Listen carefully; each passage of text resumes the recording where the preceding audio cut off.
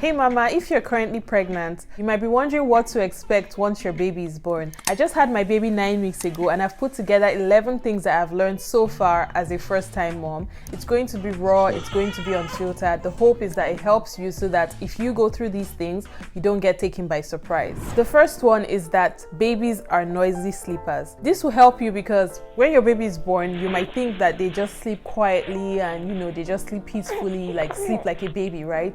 But they make a lot of noise, grunts and sniffles and all sorts of things, and it's all part of the normal process. It's all normal, but it can be worrying for you because you're trying to sleep and you hear your baby grunt and you wake up and you look over.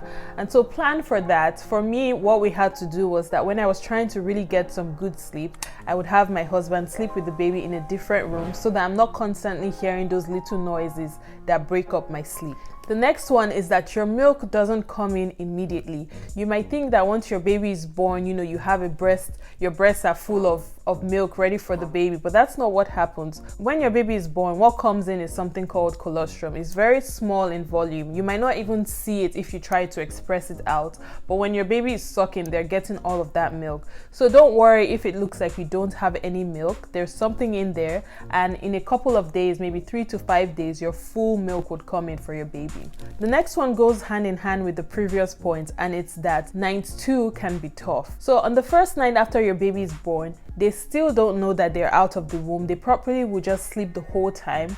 But by night 2, somehow they figured out that they're out, they're in the world, and they're trying to bring your full milk in. So they're constantly eating, they're constantly fussing, they're constantly looking for your breast, and it can get very, very tiring. But all of that is what is needed for your milk to come in. So as much as you can, try to ride it out and know that it's not going to last forever. Once your milk comes in, they'll be able to go longer stretches of time between feeds. Next is also related to breast milk. Not everybody has an abundance of breast milk. I'm sure you've seen it online. There's so many mamas who have so much milk, like their freezers are filled up with stashes of breast milk, and you might expect that that would be the case for you, but that doesn't actually happen for everybody. You might be able to produce just enough for your baby to eat, and that's okay. Not everybody is able to produce that much milk, and for me, in the earlier days when I started breastfeeding, I would only be able to pump enough to put in the fridge, and before the end of the day I would have to give my baby the amount that I pumped. I've never been able to put anything in the freezer. I've never been able to build a freezer stash, but that's okay. As long as your baby is still getting enough to eat and your baby is growing, you're doing more than enough. So don't compare yourself. If you're able to build that freezer stash, that's perfectly okay. That's great, in fact. But if not, that's just the way your body is, and just ride it out and go with it. Next up, even after your baby is born, you can expect to feel contractions. So while you're pregnant, your uterus stretches, right? But it needs to go back closer to its original size, and that happens after you've given birth to your baby, especially while you're breastfeeding. You would get those contractions, and that's really your body's way of trying to shrink your uterus. Don't worry, it usually will go away in a few days. I think maybe about 5 days postpartum it will start to go away. So don't worry if you feel those pains. It's all part of the normal process. Pooping after birth doesn't have to be scary. It was something that was so scary for me, and so when I discussed this with my midwife, she told me that I could stay on top of it by taking laxative even before I needed to go. So what I did was that immediately my baby was born, I would take the laxative. She told me about this one that has no taste, and you basically just dissolve it in water or juice or any liquid really, and you drink it. So when you give birth, the process of pushing your baby's head out actually empties out your bowels. That's why a lot of women poop while they're in labor. So for about a day or two, you actually might not feel the urge to poop, but you should still take the laxatives. So when it's time for you to poop, you don't have to, it's a lot easier for you, right? Next up, you might feel a sense of loss at what your body used to be. This was one that I didn't expect to feel, because I would see pregnant women, they would gain weight, and they would, after giving birth, they would still have some of that weight for a while. And I always thought that they looked beautiful and they just looked like mothers in the best way possible. But for myself, when I would look at myself after I had my baby, I would be like, wow, So I guess this is what I'm working with. And it was very difficult for me to accept it. And I didn't think I was going to feel this way. But what has helped me is when I see other women who've had babies, and I look at them and I think they look so beautiful, I would try to remind myself that maybe I also look beautiful, and just accepting your body for what it is and focusing on the amazing thing that it's done. Like, it's done a lot of hard work bringing that baby in. Just being patient with yourself and accepting your body for the way it is. Next up, just get the diapers. And I'm not even referring to the diapers for the baby, I'm referring to the diapers for you. When you're thinking about what kind of diapers or pads to use postpartum, you might be thinking of getting pads or getting the disposable ones that you just wear. And I would really recommend getting the disposable diapers for yourself, because it makes it so easy. You don't have to worry about doing laundry, washing your underwear, but they're also so comfortable. You know, every time you go pee, you can just change it out, put another one in. It's leak proof, you know, it's giving you support on your belly. To me, all around, it's just the easiest way. And, you know, don't feel bad if you have to use it for a long time. I used them for a month, way longer than I needed to, because I could have easily switched to the pads, and I did, but I noticed that they weren't as comfortable, so I just went right back to the diapers. It's normal to feel emotional, and this is a big one because I knew about this, but for some reason I thought that I would know that I was being emotional. But in the moment when you're feeling overly emotional in the postpartum period, it feels real to you. For me, the first time I noticed it was on night 2, I think. My husband had brought my baby for me to breastfeed, and I just sat there looking at the baby, and I was just crying. Like, I was really, really crying. And I was crying because I loved him so much. Like, I still feel like I love him just as much, maybe even more, but I don't feel so teary-eyed about it. But it felt so real to me in the moment. Another one was on night 3, when my baby was cluster feeding. I was so tired, and so I gave my baby to my mom because she was around to help me, and I said, please take him. If he wakes up, give him 1 bottle of formula. And I went to bed and woke up 4 hours later. I'm like, wait, what happened? And she's like, I gave him 2 bottles of formula so you could rest. And I was crying. I felt so bad. I was like, I'm a terrible mom.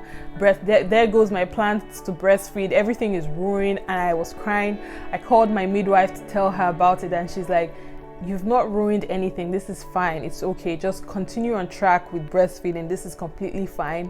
And when I think about it, sometimes I feel so bad because my mom must have felt horrible. Like, she was just trying to help me get some sleep, and I was really, really like, I was distraught about it. Looking back at it now, I'm like, okay, maybe that was a bit dramatic. So yeah, expect to feel emotional. It might feel real to you in the moment.